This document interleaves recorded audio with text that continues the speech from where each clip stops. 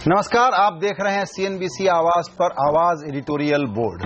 पहले साल में मोदी सरकार के परफॉर्मेंस की अगर बात करें तो बहुत मिली जुली सी राय सामने आ रही है। ज्यादातर लोग मानते हैं कि माहौल सुधरा है, काम हो रहा है, लेकिन खुलकर कोई भी पूरे नंबर देने को तैयार नहीं है। वो जो लोग दरियादिली दिखाते हैं वो कहते हैं कि चूंकि सरकार से उम्मीदें बहुत ज्यादा थी, इसलिए साल भर के बाद थोड़े से वो मायूस हैं। अलग अलग सर्वे देखें तो मोदी जी की लोकप्रियता का ग्राफ कहीं से कम होता हुआ नजर नहीं आता। तो कैसे समझें इस सरकार के कामकाज को, एक साल को? ये बताने के लिए देश के जाने माने एडिटर और पॉलिटिकल कमेंटेटर का एक बड़ा भारी पैनल हमारे साथ जुड़ा है। राजनीतिक विश्लेषक आकार पटेल, राजनीतिक विश्लेषक TCA Srinivas Raghavan, Thomson Reuters के South Asia bureau chief Paritosh Bansal, राजनीतिक विश्लेषक रामकृपाल सिंह और टीवी 18 की सीएनबीसी टीवी 18 की एग्जीक्यूटिव एडिटर मेनका दोषी। सभी मेहमानों का वक्त निकालने के लिए शुक्रिया। आज की चर्चा में मेनका आपसे शुरू करना चाहूंगा कि अगर एक हेडलाइन बनाएं आप, इन्होंने जो अच्छे काम किए, जो हिट है और जो चीज मिस हुई है, तो वो दो हेडलाइन आपकी क्या होगी?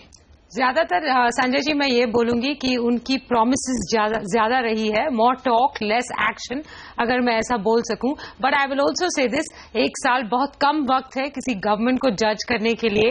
इस बहुत बड़ा देश है, बहुत कॉम्प्लेक्स प्रॉब्लम्स है। एक साल में बड़े बड़े कॉर्पोरेशन अपने आप को चेंज नहीं कर पाते, तो कोई एक गवर्नमेंट देश को कैसे चेंज कर पाएगी? तो कुछ ज्यादा एक्सपेक्टेशंस का भी प्रेशर है इस गवर्नमेंट पे। But I think that they have caught themselves into a trap, क्योंकि उन्होंने पहले से ही बड़े बड़ी बातों करके एक्सपेक्टेशंस को बढ़ाए। And maybe that is जायज in some ways because they had to talk up animal spirits in the country. अगर वो ऐसे ही पहले से बोलते कि नहीं बहुत वक्त लगेगा, बहुत कॉम्प्लेक्स प्रॉब्लम्स है, तो फिर एनिमल स्पिरिट्स या कॉन्फिडेंस लेवल्स बढ़ते ही नहीं। तो उन्हें they had to talk it up, but may be they have talked it up too much. बिल्कुल। टीसीए श्रीनिवास राघवन, आपका हाईलाइट पॉइंट क्या है इस सरकार के एक साल की समीक्षा अगर आप करें तो? मैं तो ये कहूंगा कि देखिए, आप सरकार की समीक्षा कर रहे हैं कि मोदी जी की समीक्षा कर रहे हैं? मोदी सरकार की समीक्षा एक तरह से होती है। मोदी सरकार की समीक्षा जब आप करेंगे तो उसको आपको you have to break it up into two parts. एक तो आप मोदी जी का करिए और एक सरकार की करिए। सरकार जो है वो एक टीम इसमें चलती है। मोदी जी जो है इज एन इंडिविजुअल, जिस तरह के कोई भी प्राइम मिनिस्टर होते हैं, तो उसको आप अलग तरीके से करेंगे। तो जो ये एक्सपेक्टेशंस की बात अभी मेनका जी ने कही, ये मोदी जी ने बढ़ाई थी, सरकार ने नहीं बढ़ाई थी। सरकार तो बाद में आई, मोदी जी पहले आए। तो मोदी जी ने अपनी तरफ से क्या किया है in order to meet these expectations. और यहाँ पे जो सबसे बड़ी सक्सेस जो रही है वो है कि अभी तक वो अपनी जो एनर्जी है और जो एंथुजियाज्म जो थी उसको सस्टेन कर पाए हैं पूरे कंट्री में। फेलियर ये है कि जो बड़ी बड़ी चीजें करनी थी, जैसे ब्यूरोक्रेसी को ठीक करना है, जैसे कि बाकी जो बड़ी बड़ी समस्याएं हैं जैसे बैंकों की हैं, लेबर लॉस की है, वो सब में उनका हाथ ठहर गया है। वो शायद दिल्ली के इलेक्शन के बाद में डर गए हैं या घबरा गए हैं, तो उसकी वजह से जिस फुर्ती के साथ होना चाहिए वो हो नहीं रहा है। जी बिल्कुल। Aakar Patel, that's what I would say. जी बिल्कुल। आकार पटेल, दरअसल आज एक अच्छी हेडलाइन हमारे firstpost.com में छपी है कि शायद मोदी जी को भारत मिस्टर क्लीन मानने के लिए तो तैयार है, लेकिन जिस प्रकार के वो स्वीट हार्ट बन करके आए थे, अब वो स्वीट हार्ट नहीं रहे। इस कमेंट को आप कैसे देखेंगे? देखें, कुछ लोग ऐसे हैं जो मानते थे कि मोदी साहब के आने से बहुत बड़ा बदलाव आएगा, वो लोग शायद निराश हुए हैं। कुछ लोग ऐसे भी हैं जो मानते हैं कि मोदी साहब के आने से कोई फैशिस्ट डिक्टेटरशिप आएगी, कोई खून खराबा होगा, वो लोग भी शायद निराश हुए। ज्यादातर लोग जो हैं जिन्होंने मोदी जी को वोट दिया था, इस बुनियाद पे दिया था कि थोड़ा सेंटर में करप्शन कम हो जाए, जो बिल्कुल एक लॉलेसनेस जैसा था काबीना में, वो बंद हो जाए।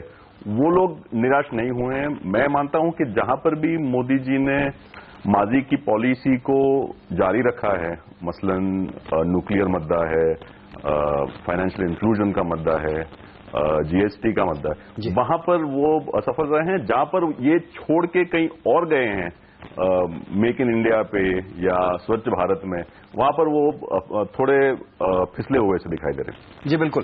रामकृपाल जी, देखिए, सच बात यह है कि मोदी जी ने कभी नहीं कहा कि बस आऊंगा और चमत्कार हो जाएगा। उन्होंने ये कहा कि 5 साल में मुझसे आप हिसाब मांगिएगा। और जिस प्रकार की समस्याएं थी उसको देखते हुए पहले साल में सरकार जब अपनी लिस्ट गिनवाती है काम के, तो उसमें बहुत सारे बड़े बड़े काम वो गिनवाती है और कहती है कि जो दूसरा चैलेंज है एग्जीक्यूशन का, उसके लिए हमको थोड़ा सा वक्त दीजिए, अगले 6-8 महीनों में आप वो तब्दीली देखना शुरू करेंगे। फिर भी पिछले दिनों बहुत ज्यादा निगेटिव कमेंट्री विपक्ष की तरफ से, मीडिया की तरफ से, बाकी स्टेक होल्डर्स की तरफ से, बिजनेसेस की तरफ से वो सामने आई हैं। ये शायद हमारा मिजाज है कि हमको यूफोरिया भी बहुत होता है और निराशा भी बहुत होती है, इसलिए ऐसा है। रामकृपाल जी। संजय जी देखिए, जब कोई भी पॉलिटिकल पार्टी जाती है वोटर के बीच में तो उसकी एक मजबूरी होती है कि वो अर्ध सत्य बोलती है नीतियों के सवाल पर कि हम इसको तेजी से अच्छा काम करेंगे, अच्छी नीतियां, जो नीतियां हैं उनको ढंग से इंप्लीमेंट करेंगे, लेकिन वो समय सीमा नहीं बताती है। इसलिए एक बड़ा स्वाभाविक है कि लोग चाहते हैं कि रातों रात ये चीज बदल जाएगी और सब कुछ होगा। लेकिन जैसा कि आपने कहा कि मोदी जी ने सत्ता में आने के बाद पहले ही महीने में एक बात कही थी कि 2.5 साल तो मैं जो रेल दुर्घटनाग्रस्त हुई है उसको पटरी पर लाऊंगा, जो डिरेलमेंट हुआ उसको पटरी पर लाऊंगा। ये वाक्य उनका है, वो पार्लियामेंट में दिया गया शायद वाक्य है या भाषण के जब शपथ ले रहे थे उस समय का, आप ध्यान रखिएगा इस बात को। लेकिन दिक्कत ये होती है ना कि हमेशा भीड़ जो होती है ना, जो वोटर होता है वो उसी पर चलता है। लेकिन जो आपने एक बात कही थी, देखिए कोई भी प्रोजेक्ट होता है, कंस्ट्रक्शन के प्रोजेक्ट होते हैं, अगर हर साल आप बैलेंस शीट उनकी देखेंगे ना तो वो दिक्कत आएगी। एक प्रोजेक्ट अगर 5 साल का है तो उसकी बैलेंस शीट 5वें साल ही जाएगी। ये हर पार्टी के साथ होता है कि देखिए आपको थोड़ा सा अलोकप्रिय भी होना पड़ेगा। तो जो अलोकप्रियता मोदी की है वो बहुत अच्छी है, वो 2.5 साल तक हो जाए, क्योंकि उनको 19 तक देखना है। और नीतियों का जहां तक सवाल है, अगर आप ये देखेंगे कि नीतियां तो नरसिंह राव की थी वही थी जी। सवाल है कि आर्किटेक्ट नरसिंह राव थे, मनमोहन सिंह इम्प्लीमेंटर थे, मोदी जी इम्प्लीमेंटर हैं। कौन मार्केट इकोनॉमी में बहुत तेजी से सुधार की तरफ जा रहा है। मुझे लगता है कि मोदी जी ने 1 साल में जो भी कदम उठाए हैं निश्चित तौर पर वो ठीक ठाक कदम है, ठीक रास्ते पे, ठीक डायरेक्शन पर। कुछ सामाजिक मुद्दों पर कुछ चिंताएं हैं, बिल्कुल उस पर भी हम बात करेंगे रामकृपाल जी। अभी आइए परितोष को शामिल करते हैं। रॉयटर्स के कारण ये है कि जो हम डोमेस्टिक मीडिया है चीजों को नजदीक से एक तरह से देखते हैं, इनका थोड़ा स्टेप बैक व्यू होता है। पिछले दिनों जो चर्चा ज्यादा छाई रही परितोष, वो ये था रेट्रो टैक्स से जुड़ा हुआ, या मैट के बारे में जो सामने इश्यूज आए, या ये था कि इन्वेस्टमेंट के लिए जैसा क्लाइमेट चाहिए, बड़े बिग बैंग रिफॉर्म चाहिए। लेकिन हम बहुत लोगों से पूछते हैं और सरकार भी बार बार हम लोगों की आलोचना करती है कि किस बिग बैंग रिफॉर्म की आप बात करते हैं, पहले हमको गवर्नेंस को फिक्स करना है। आपने क्या व्यू गैदर किया पिछले दिनों में जब आप लोगों से बात करते हैं? तो आप ठीक बात कर रहे हैं। तो पिछले दिनों में जब आप foreign institutional investors, foreign companies वगैरह से बात करें, तो जो यूफोरिया जो इनिशियल डेज में था इस सरकार के लिए, वो उनमें भी था। तो बेसिकली अब आप what you are seeing is कि वो यूफोरिया खत्म हो रहा है, राइट। और जो मैट की बात है या फिर रिफॉर्म्स की बात है, रिफॉर्म्स का पेस क्या है, वो इतना जितना जल्दी वो चाहते थे वो हो नहीं रहा है। उन सबको देख के लोगों को लग रहा है कि अब रियलिटी जो है, वो एक्सपेक्टेशन जो इनिशियल थी और अब जो रियलिटी है उसके बीच में जो गैप है वो एडजस्टमेंट हो रहा है। तो जैसे अभी आज हम लोगों ने एक स्टोरी की थी जिसमें एक लंदन बेस्ड इन्वेस्टर था, वो बोल रहा था कि जो मैट का इशू है, जो सरकार जो अब कर रही है वो ठीक है, लेकिन it leaves a bad aftertaste, right. But इसके बाद भी अगर देखिए तो, लेकिन जब फॉरेन इन्वेस्टर्स, और India is a big opportunity when they look at it, और जो फॉरेन इन्वेस्टर्स इंडिया को देखते हैं, सो जैसे पिछले हफ्ते सिटी ने एक नोट निकाला था जिसमें वो बोल रहे थे कि India is still one of the most liked countries to invest in emerging markets. But HSBC ने on the other hand downgrade किया. So basically there's an adjustment of expectations जो हो रहा है। ये बिल्कुल जो टैक्स के मसले हैं उस पर हमारी मेनका जी जो हैं वो बिल्कुल डॉक्टर हैं, पिछले दिनों इन्होंने इस पर काफी कमेंट्री की है।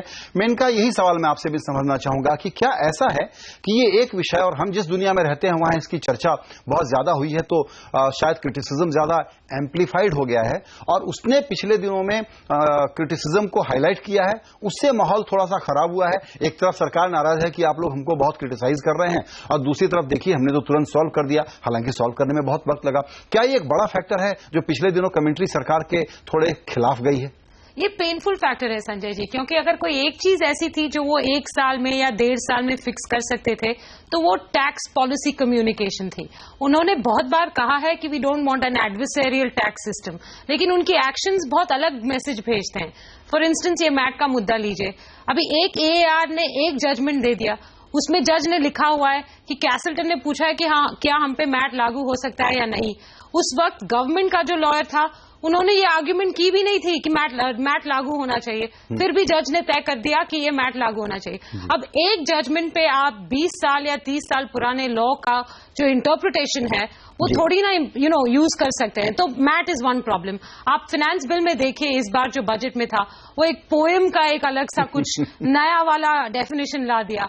लास्ट मिनट जब लास्ट दिन को बिल पास हो रहा था तब एक सब्सिडी टैक्स का कुछ क्लॉज डाल दिया जो पहले था ही नहीं बिल में। अलग अलग if you look at various points, last July में जो पहला बजट था जेटली जी का, उनमें एक कमेटी बिठाई उन्होंने इनडायरेक्ट ट्रांसफर्स या लेगेसी टैक्स इश्यूज को देखने के लिए। अभी कमिटी से थोड़ी ना टैक्स पॉलिसी चल सकती है। और फिर अभी AP शाह कमेटी बाद में, और अब ये दूसरी वाली जो again will look at legacy issues including MAT. बिल्कुल। तो कमिटी से टैक्स पॉलिसी नहीं चल सकती है। You could have taken a clear stand on this. Modi ji ने और वित्त मंत्री ने दोनों ने बड़े जोर से कहा है कि बिल्कुल ही एडवर्सरियल माहौल नहीं होगा और टैक्स के मामले में हम लोग बिल्कुल प्रेडिक्टेबल और स्टेबल पॉलिसी लेकर के आएंगे। ऐसे में जब इतनी ज्यादा एडहॉक चीजें हुई कि कुछ कहा फिर क्लैरिफाई किया, तो ये सरकार का एक रेवेन्यू ऑब्सेशन है या ये क्लेरिकल वे ऑफ वर्किंग है? इसका मतलब ये निकाला जाए कि ब्यूरोक्रेसी पर कंट्रोल नहीं है क्या? बिल्कुल, जो टैक्स ब्यूरोक्रेसी है उस पर कंट्रोल नहीं है। अब आप फर्ज करिए आप पिक्चर देखने गए तो बीच में आइल होती है, वहां पे हर चौथी सीट पे टैक्स वाला या कोई ऐसा बंदा बैठा है जो जब लोग आ रहे हैं तो अपना पैर बाहर कर दे, तो आप बार बार every step you are tripping, you C.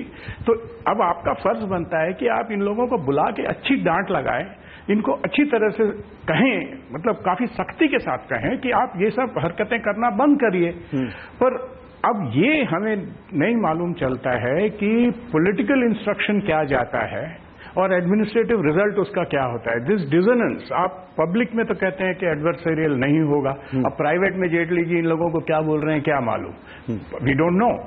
So I would say that दोनों तरफ से प्रॉब्लम्स आई हैं। पॉलिटिकल मैसेजिंग ठीक नहीं रही है, एडमिनिस्ट्रेटिव मैसेजिंग ठीक नहीं रही है, और जो टैक्स वाले जो लोग हैं उनको भी ये बात समझ में नहीं आ रही कि भाई ये सरकार चाहती क्या है। पब्लिक में एक चीज कहती है, प्राइवेट में एक चीज कहती है, तो हम करें क्या जी। और एज मैंने कहा just said this whole legal thing कि कोई भी आता है, कोई भी जज आता है, कुछ भी बोल के चला जाता है, देयर इज नो कंसिस्टेंसी। मैं आपको एक चीज बताऊं कि हमारी जुडिशियरी में इकोनॉमिक लेजिस्लेशन को इंटरप्रेट करने की जो क्षमता है वही नहीं, वो पूरी दुनिया में सबसे कमजोर है। बिल्कुल, इसमें एक सेपरेट ये मेरा आर्ग्यूमेंट नहीं था। मैं कोई जज के जजमेंट को क्रिटिसाइज नहीं कर रही हूँ, मैं सिर्फ ये बोल रही हूँ कि क्या आपको पता नहीं कि ये लॉ जो बनाया गया है क्या वो फॉरेन कंपनीज पे लागू होता है या नहीं। The deficiency is in the language of the law. You are relying on one AAR judgment to implement the law in a fashion when it has never been implemented before, and you claim it's a legacy problem. My question is very simple. ये tax bureaucracy है क्या? Government कौन control करता है sir? ये तय कौन करता है कि ITR फॉर्म कैसे होना चाहिए? टैक्स ब्यूरोक्रेसी तय करती है या फाइनेंस मिनिस्ट्री तय करती है? How can you blame this on bureaucrats? The decision maker at the end of the day is the finance minister. So I am just saying that you must match your actions to your messaging. I am not alluding at all to the fact that this government does not want to make the tax system non-adversarial. I'm just saying currently their actions are not communicating what they seem to be saying publicly. जी, TCA Menaka का यही point है कि bureaucracy को क्यों blame करें? उन्होंने अंग्रेजी में कहा, जो मैंने हिंदी में कहा, वो यही है कि जो मैसेजिंग इतनी कंफ्यूज्ड है कि टैक्स ब्यूरोक्रेसी को समझ में नहीं आ रहा है कि सरकार क्या चाहती है। पब्लिक में कुछ कहती है, प्राइवेट में क्या कहती है, हमें मालूम नहीं। यही मैं इतना कह रहा हूं। एज फार एज जजों का सवाल है, किसी एक जज पे नहीं था। This is across the board, not just some tax fellow doing something. Basic capacity across the board the judiciary उस क्षमता की कमी। इकोनॉमिक आकार को लाऊंगा यहाँ पे। आकार, आप देखिएगा कि पिछले एक साल की समीक्षा जब हम कर रहे हैं तो यही पिछले दिनों में माहौल में जो डोमिनेट हुआ वो हमारे चैनल पर भी इतना ही मिनट लेकर के गया। एक मुद्दा, आपको लगता है कि सरकार के तरफ से जो एक रेडिकली रिफ्रेशिंग तरीका, एक complete control over the situation, communication में कोई गड़बड़ नहीं, ये सब हम इनसे उम्मीद कर रहे थे, लेकिन ये वैसी ही सरकार दिख रही है जैसे सारी सरकारें होती हैं, क्या ये कहना सही होगा आकार? ये कहना सही होगा, पर ये हमें मानना होगा कि कुछ ऐसी हकीकतें हैं हिंदुस्तान की जो कोई एक बंदा आके बदल नहीं सकता। आप ये नहीं मान के चल सकते हैं कि आपके जो सांसद हैं, देख लें, उनमें से कई ऐसे हैं जो कॉलेज नहीं गए, जो पढ़े नहीं, तो उनमें से दो चार कुछ जाके गालियां बक दे, तो क्या उसका जिम्मा हमें पीएम पे थोपना चाहिए? शायद थोपना चाहिए, पर फिर हमें ये मानना नहीं चाहिए कि पूरा नियंत्रण रहेगा या कोई नया कोई बदलाव सा होगा। हमें ये मानना होगा कि अगले 4 साल तक जो पिछले 10 साल में हुआ है उससे शायद थोड़ा ही फर्काना माहौल होगा, कुछ ज्यादा कोई बदलाव आएगा, ये मान के चलना ही मैं मानता हूं कि अनरियलिस्टिक एक्सपेक्टेशन की बात है। बिल्कुल रामकृपाल जी, आपने सामाजिक मुद्दों का जिक्र किया। पिछले दिनों में सरकार के जो टॉप लीडर्स हैं और बीजेपी के जो टॉप लीडर्स हैं, उन्होंने ये बार बार कहा है, रिपीट किया है कि जो इस तरह के गलत बयान आ रहे हैं उसका वो बिल्कुल समर्थन नहीं करते। ऐसे लोगों को न सिर्फ लगाम लगाई जाएगी, उन पर कार्रवाई भी की जाएगी और देश को कोई फिक्र नहीं करनी चाहिए, क्योंकि एक ही मजहब है हमारा, वो है संविधान। आपको लगता है कि ये आश्वासन अब हमको इस पर भरोसा कर लेना चाहिए, या आप अब भी आशंकित हैं कि कुछ न कुछ ऐसा सिलसिला चलता ही रहेगा जो कि धीमी आंच पर ही सही ध्रुवीकरण का काम करता रहे? संजय जी, मैं एक लाइन तो अभी जो हमारे तमाम ये पैनलिस्ट मित्र कह रहे थे, मैं उस पर एक कमेंट करना चाहूंगा। मेनका जी ने जो बातें कही थी और जो हमारे बाकी मित्रों ने कहा, हमें एक चीज नहीं भूलनी चाहिए कि मोदी जी को कोई क्लीन स्लेट नहीं मिला है। एक ऐसा स्लेट मिला हुआ है जिसपे तमाम तरह की इबारतें पहले से लिखी हुई हैं। अगर आपको कुछ भी लिखना है तो उसके पहले उन इबारतों को मिटाना होगा। दिक्कत क्या है कि जो हम लोग हैं, जो ऑडियंस है, जो वोटर है, या जो वो ये सोचता है कि जैसे कोई क्लीन स्लेट मिला हुआ है कि आप आए, कि आप सारी ब्यूरोक्रेसी, सारा सोसाइटी, सारे टैक्स लॉज, सारे बनाने वाले, बिल्कुल ऐसा वहां कुछ है ही नहीं। सिर्फ आपको अपने हिसाब से जो वादे किए थे वो तुरंत कर देना, ऐसा होता नहीं है जी। संजय जी, दूसरी बात जो आपने सामाजिक मुद्दे की बात कही थी, मैं कह रहा हूं कि अगर मैं इसको 2 हिस्सों में बांट दूं इस साल को, ये पहली छमाही और दूसरी छमाही। देखिए, बीजेपी के साथ एक दिक्कत थी, यूपीए जब आई तो सामाजिक एक साझी विरासत दोनों के लिए बहुत जरूरी है और जो स्वाभाविक भी था, लेकिन यूपीए के साथ कोई दिक्कत नहीं थी क्योंकि यूपीए की आइडेंटिटी में वो चीज नहीं थी। बीजेपी आई तो आप ये समझ लीजिए उसको लेवल प्लेइंग फील्ड नहीं थी। बीजेपी अगर कोई अच्छा भी काम करे तो भी लगता था कि यार ये दक्षिणपंथी पार्टियां हैं, पता नहीं क्या करेंगी। लेकिन जो फर्स्ट हाफ में जो डरावनी थोड़ी सूरत या डर पैदा हुआ था, मैं निश्चित रूप से कहूंगा सेकंड हाफ जो है उसको कंट्रोल बहुत हद तक कंट्रोल करने की कोशिश की और परितोष, आपसे मैं ये समझना चाहूंगा कि हमको ये लगता है जब मोदी जी बाहर जाते हैं और इन्वेस्टर से बात करते हैं तो वो भी ये कहते हैं कि हाँ हम इंटरेस्टेड हैं, लेकिन कुछ चीजें आपके यहाँ ठीक हो जाएं तो। दूसरा सवाल जो हम उठाते हैं कि थोड़ा ये इंक्रीमेंटल या ग्रेजुअल तरीके से चल रहे हैं, बिग बैंग रिफॉर्म नहीं हो रहे। स्पेसिफिक ढंग से हिंदुस्तान में हम इस बात पर कम चर्चा सुनते हैं कि किस बिग बैंग रिफॉर्म की बात कर रहे हैं जो ये नहीं कर रहे हैं। आप का सम टोटल इन तमाम लोगों से बात करके क्या कहता है कि वो लोग मानते हैं कि सब कुछ ट्रैक पे है और यहां पैसा लगाने का वक्त है, या वो अभी भी वेट एंड वॉच मोड में है? मेरे ख्याल से लोग अभी वेट एंड वॉच मोड में हैं। जो अगेन जो शुरू में जो यूफोरिया था और जो पैसा फॉरेन इन्वेस्टर्स ने इंडिया में लगाया है, उसका आपने देखा है पिछले महीने के अंदर थोड़ा रिवर्सल शुरू हुआ है। तो वो रियलिटी जब आ रही है, धीरे धीरे लोगों को समझ में आ रहा है कि जो एक्सपेक्टेशन आपकी है अगर बहुत बढ़ी हुई है और इंडिया कॉम्प्लिकेटेड जगह है, आपको समझने में देर लगती है, कोई नई सरकार आएगी और may be you got ahead of yourself. So I think अभी इस समय जो बात, जब आप फॉरेन इंस्टीट्यूशनल इन्वेस्टर्स या किसी प्राइवेट इक्विटी वालों से बात करिए, अदर इन्वेस्टर से बात करिए, तो everybody is saying it's too early, wait and watch and see what happens. Sentiment is better, but you still need to see more signs of change on the ground. बिल्कुल, इसीलिए जब और ये जो बिल्कुल ये ऑन द ग्राउंड की जो बात है मेनका, उसमें दरअसल अब जो नंबर्स आ रहे हैं वो ये बता रहे हैं कि थोड़ा सा प्रोजेक्ट क्लियरेंसेस शुरू हो रहे हैं, थोड़े ऑर्डर्स आ रहे हैं, काम शुरू हो गया है। क्या ये इनिशियल सिग्नल मैं ठीक पढ़ रहा हूं या दरअसल अभी एक्शन या एग्जीक्यूशन के लेवल पर दिक्कत है? सर, ये बहुत लेगेसी प्रॉब्लम्स है और ये कोई एक गवर्नमेंट एक साल में फिक्स नहीं कर सकती। कॉर्पोरेट बैलेंस शीट्स पे फिलहाल जो डेट बर्डन्स है उसकी वजह से नए इन्वेस्टमेंट प्रोजेक्ट्स को शुरुआत होने में बहुत वक्त लगेगा। पहले जो पुराने प्रोजेक्ट्स है उनकी क्लियरेंसेस खत्म करो, उन प्रोजेक्ट्स को रीस्टार्ट करो। उनको रीस्टार्ट करने में भी वर्किंग कैपिटल की जरूरत है। वो वर्किंग कैपिटल कहां से आएगी? तो ये कोई एक ऐसा प्रॉब्लम नहीं है जो एक मैजिक वॉन्ड हिलाओ और वो फिक्स हो जा सकता है। The commentary from corporate India is mixed. अगर आप देखो तो मोदी जी के गवर्नमेंट ने कुछ बहुत अच्छी चीजें की हैं। जैसे आप देखो डिफेंस पे जो उनका फोकस है वो एक तीर से बहुत प्रॉब्लम्स को सॉल्व करने का कोशिश है। जैसे मैन्युफैक्चरिंग को बढ़ावा देना, इंपोर्ट डिपेंडेंसी जो डिफेंस में है उसको थोड़ा कम करना। वक्त लग जाएगा, 10-20 साल लगेंगे, लेकिन अभी शुरुआत करेंगे तब होगा ना। तीसरा, डॉलर इंपोर्ट्स पे जो डिपेंडेंसी होती है या फॉरेन करेंसी की जो एक्सपोजर होती है उसको थोड़ा कम करना है इसकी वजह से। So there are some very clear efforts to try and improve the current business situation. The results are not available as yet, and the reasons for that are multifold. Not all of them can be attributed, or very few of them can be attributed to this government. We are stuck in a debt situation that corporate India is not able to resolve at this point in time. और इसमें एक comment ये आता है TC, और यहाँ मैं आपकी राय जानना चाहूंगा, वो यही कि डिफेंस की बात हो या पेट्रोल डीजल के प्राइसेस को मार्केट के हवाले करने की बात हो, बहुत सारे रेडिकल काम किए, फिस्कल डिसिप्लिन भी नजर आया, लेकिन एक इलाका जो बहुत ज्यादा अर्जेंसी मांगता है उस पर बात हुई है, माइंडसेट भी समझ में आ रहा है कि ठीक है, लेकिन काम नहीं हुआ है, वो है सरकारी बैंकों का मसला। आपको लगता है कि ये एक एरिया है जहां ज्यादा काम ये सरकार कर सकती थी, या आप समझते हैं कि आने वाले दिनों में उनकी प्रायोरिटी रडार पे है? जहां तक मेरी समझ है वो ये है कि ये जो सरकार है, they are not interested in changing these things very radically. जो सरकारी कंट्रोल है बैंक्स पे या पब्लिक सेक्टर, बाकी पब्लिक सेक्टर पे, उसको डाइल्यूट करने में इनका ज्यादा इंटरेस्ट है नहीं। क्यों नहीं है मैं नहीं जानता जी।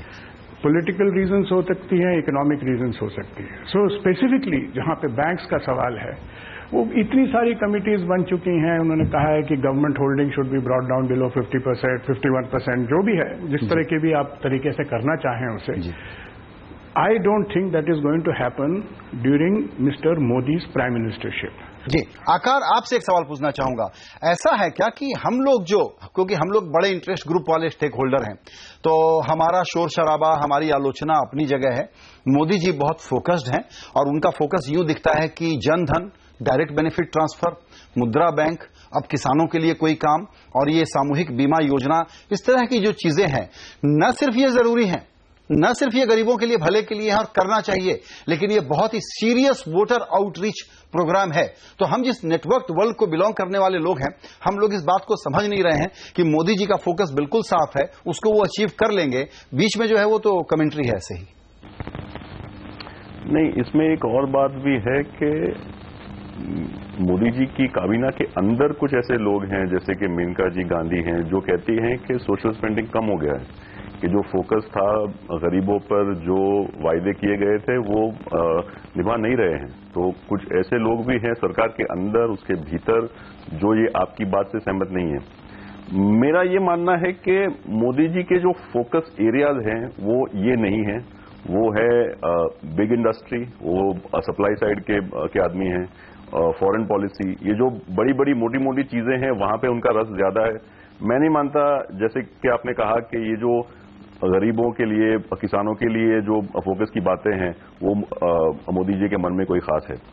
वाह, ये बहुत कंट्रारियन व्यू आ रहा है। मेनका, आपसे लास्ट वर्ड लेना चाहूंगा, और वो इसी बात पर कि क्या हम लोग मोदी जी को जो अलग अलग लेबल में फिट करना चाहते हैं कि ये तो मार्केट इकोनॉमी के समर्थक नजर आते थे, अब लैंड बिल के कारण इनको हम कह रहे हैं कि ये तो शायद वैसे प्रो बिजनेस हैं और एंटी फार्मर पुअर हैं, ये विपक्ष की कमेंट्री है।